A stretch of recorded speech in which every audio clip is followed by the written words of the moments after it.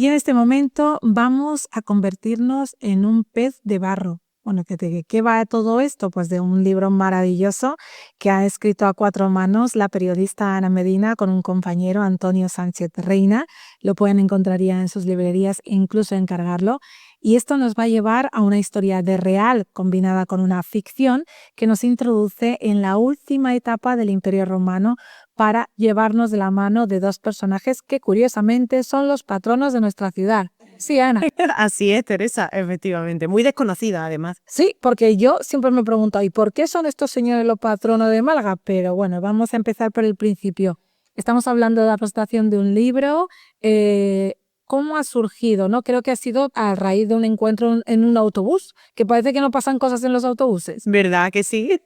Bueno, pues tú sabes, estas cosas que pasan por casualidad, pero que no son por casualidad, ¿no? Después de la pandemia, pues hacía bastante tiempo que Antonio Serreina y yo, pues hacía mucho tiempo que no nos veíamos, ¿no? Nuestras vidas habían cogido pues derroteros diferentes, habíamos coincidido antes muchas veces por trabajo, pero bueno, resultó que yo me rompí un dedo del pie, no podía ir en bici al trabajo, tendría que coger el autobús. Él trabajaba de conductor de autobús, se paró en una parada en la que no tenía que pararse, allí estaba yo y nos reencontramos después de mucho tiempo, ¿no? Y en ese reencuentro pues empezamos a contarnos cosas que nos habían pasado en la vida y dijimos, bueno, tenemos que hablar de todo esto en un café porque aquí con mascarillas y en un autobús no nos da la vida, ¿no? Entonces quedamos a la semana siguiente o a la otra para charlar y nos compartimos los dos el gusto que teníamos por la escritura. Él es un apasionado de la historia además, yo soy una apasionada de escribir desde que también era muy pequeña. Y entonces dijimos, bueno, pues yo estoy haciendo este proyecto, pero tal, él me contó un poco un proyecto que tenía en torno a la figura de los patronos de Málaga. Y yo le dije, venga, pues yo te ayudo. Y él me dijo, no, lo hacemos juntos. Entonces empezamos a caminar, era final de 2021 cuando le metimos ya mano al texto. Y bueno, pues ahora ya lo tenemos aquí entre nosotros, ¿no? Ya El libro de casi más de 200 páginas. Sí, casi 400. ¡Wow! Pero se lee muy rápido. Estás hablando de un libro que se comienza en 2021 y ya estamos ya en 2025. ¿Cuánto tiempo y cuánto hay de investigación en torno a lo que contas? Hay mucho de investigación, Teresa, porque claro, es una época de la historia, una ambientación, una escenografía, ¿no? Hay tantas cosas que desconocemos, ¿no? De esa época, por lo menos yo, que además no soy una estudiosa de la historia, ¿no? Entonces te tienes que sumergir completamente, primero en cómo se vivía en esa época, en cuál era la situación, digamos, macropolítica, y luego llevártelo al pequeño terreno de la vida cotidiana, ¿no? De los malagueños de esa época, estamos hablando principios del siglo IV, ¿no? Año 303 después de Cristo. Y después lo que es, pues, cómo era Málaga en esa época, ¿no? ¿Qué sabemos de la Málaga de esa época? Cuando vamos al edificio del rectorado, caminamos por calle Alcazadilla y encontramos que hay una pirámide donde abajo hay como unas piletas. Bueno, ¿qué pasaba ahí? ¿Por qué están esas piletas en ese lugar? El mosaico que vemos de Belerofonte en el Museo de la Aduana, por ejemplo, el Museo de Málaga, ¿en dónde estaba ese mosaico? Pues todas esas cosas las hemos ubicado en su lugar, y algunas licencias que nos hemos tomado también para que todos los hallazgos arqueológicos de esa época sean un escenario en la novela y el lector se pueda hacer realmente una idea de de cómo se vivía en Málaga en el siglo IV. Estamos hablando de la Málaga histórica. Antonio, que nos has dicho que es un apasionado de la historia, ¿dónde se encuentra más información de esa época? ¿De dónde han sido las fuentes principales? Bueno, nosotros hemos tenido mucha suerte porque desde la Congregación de los Santos Patronos, por ejemplo, y a su alrededor, ¿no? Se cuece toda una red de investigadores que han trabajado mucho lo que es la tradición a lo largo de los siglos de esa devoción, pero también de las raíces, ¿no? De qué pudo pasar, porque no se sabe nada. Lo que nos consta históricamente es una frase en un himnario, en un martirologio, en el que se dice, pues, qué pasó con Ciriaco y Paula para que hoy sean santos, ¿no? Y no hacemos spoiler. Pero estos investigadores han trabajado mucho, han investigado mucho y luego hemos hablado con profesores de la universidad, catedráticos de toda Andalucía, hemos investigado en muchos libros también de escritores, investigadores, ensayistas que han trabajado pues cómo era esa primera iglesia, ¿no? Esas primeras comunidades cristianas en Hispania, en la Bética, cuál era el papel de la mujer, que nos ha interesado muchísimo, cómo funcionaban las iglesias, que no eran iglesias, muchas veces eran casas, ¿no? Donde se habían cedido para ese uso.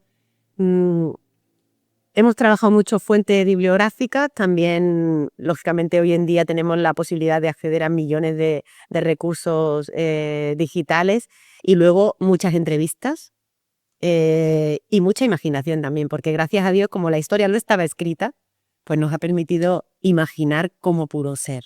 Oye, ¿y cómo se lleva la bicefalia a la hora de escribir la novela? ¿Qué has hecho tú? ¿Qué ha hecho Antonio? ¿Qué es muy bueno Antonio? ¿Cómo os habéis complementado también? Fíjate que pensábamos que iba a ser muy difícil y te tengo que reconocer que no nos hemos peleado en algún momento. Pero también entiendo, porque si no se os ocurre hacerlo juntos, ¿no? Si no tenéis este ánimo común, Sí. no es más, sería más complicado. Y es verdad que íbamos marcando la historia a medida que la íbamos escribiendo, teníamos muy claro el final, teníamos muy claro qué queríamos que pasara, pero luego hemos visto que la historia también te va llevando, ¿no? Y también pues al final acabas recibiendo ayudas que no eres capaz de nombrar, pero que están ahí, ¿no? Hombre, para empezar, de Siriaco y de Pau y Ameria de Paula, y eso para Totalmente. para que su historia salga lo mejor posible.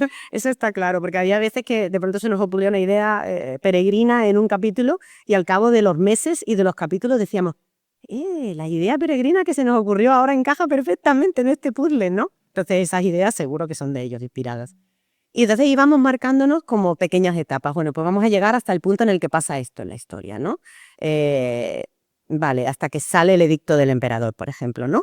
Pues, ¿qué creemos que pase antes? Tal. Lo detallábamos las tramas, teníamos una trama principal, que era la de Ciriaco y la de Paula, o dos tramas principales que se iban enredando, y luego teníamos muchos personajes secundarios, porque es una novela muy coral, ¿no? Hay muchos personajes secundarios que tienen gran fuerza, porque yo creo que nadie es santo, ni nadie puede llegar a la plenitud de su vida si no es viviéndola en colaboración con otros.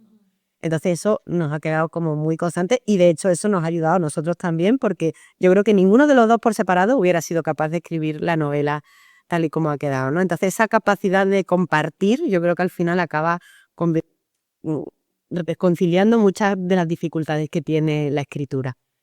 Y luego pues nos repartíamos. Venga, ¿qué capítulo te apetece a ti escribir más, este o el otro? Bueno, nos lo repartíamos y después entraba el otro en plan censor.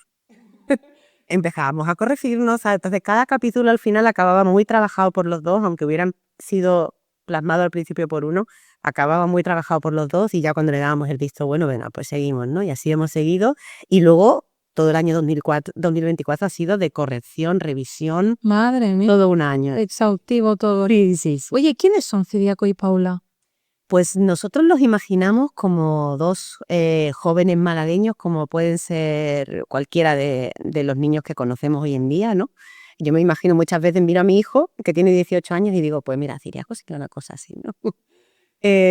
Dos jóvenes que nosotros, tal como lo reflejamos en la historia, no son perfectos, no están muy seguros tampoco de lo que supone seguir a Cristo, ni de lo que supone ser cristiano. Lo van descubriendo, ¿no? Lo van descubriendo. Están en ese punto de la vida en el que empiezas a probar pues, a qué te quieres dedicar, qué supone trabajar en un sitio y aceptar una serie de cosas o no aceptarlas, qué supone tener una relación con una persona o no tenerla, cuáles son los límites que tú pones a tus sueños o a tus anhelos y cómo eso te va dibujando, ¿no?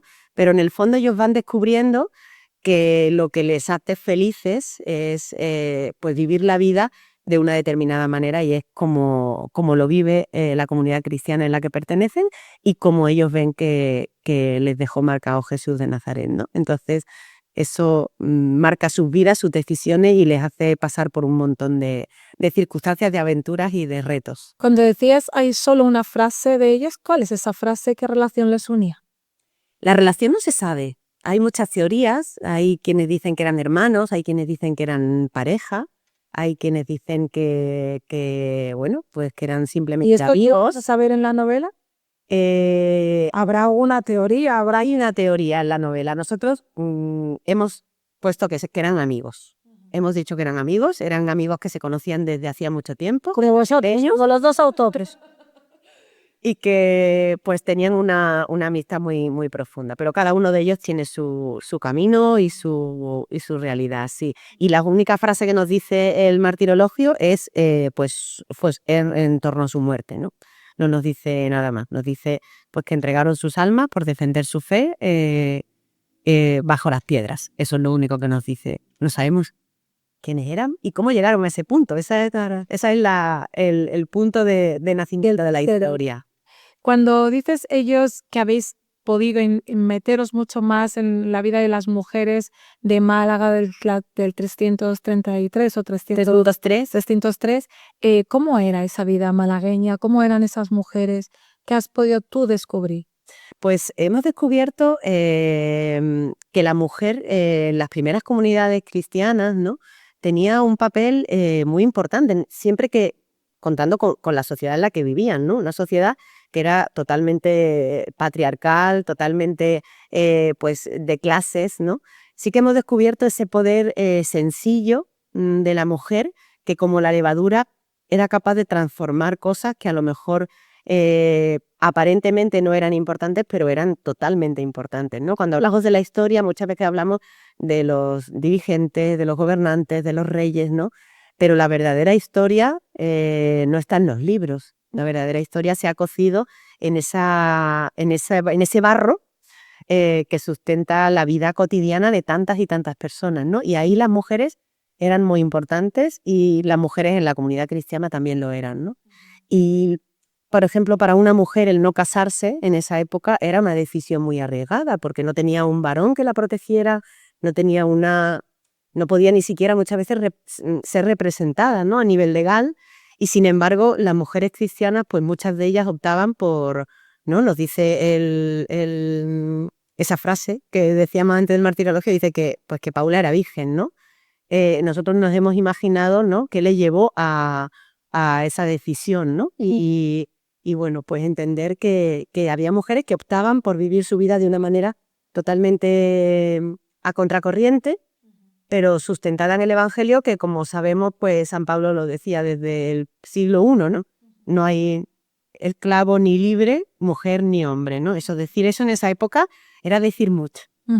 Y de la Málaga que vosotros describís, de la Málaga que habéis descubierto, ¿cómo te ha cambiado tu mirada hacia esta ciudad después de todo lo que habéis descubierto? La verdad es que es impresionante, porque yo creo que sigue habiendo mucho de la Málaga romana bajo nuestros ojos, bajo nuestros pies, que no somos capaces de ver. Y muchas veces Antonio y yo decimos, bueno, nos vemos en el foro. Ya no decimos en tal sitio o en tal otro, ¿no? Sino que ya tenemos como ubicado, bueno, pues el Museo Thyssen, pues es la villa de Clodio, de uno de los personajes, ¿no? Porque debajo del Museo Thyssen hay una villa romana que describimos en la novela. Ahora pasas por allí y dices, es que aquí hasta aquí llegaba el mar, es que esto era, ¿no? Es que la calle Granada era porque había un río que efectivamente hacía que esa calle tenga ese trazado tan particular, que no fuera una calle recta, ¿no? Porque seguía el curso del río. Es que aquí se encontró un sello de panadería, con lo cual es muy probable que aquí hubiera una panadería de esa época, ¿no? Donde ahora está la Canasta, por ejemplo, en calle Granada. Pues son cosas que te hacen ver la ciudad de otra manera y, sin embargo, darte cuenta de que subyace esa ciudad en nosotros. Y conocemos mucho la Málaga árabe, pero conocemos muy poco la Málaga romana. Tenemos el teatro romano, maravilloso, pero ya está, poco más. Y hay mucho que descubrir, y en la novela incluimos incluso un mapa idealizado que hemos recreado, imaginando cómo pudo ser y ubicando los escenarios de la novela para que quienes sean de Málaga y vayan leyéndola puedan decir, mira, aquí pasó esta escena y porque aquí se encontró esto.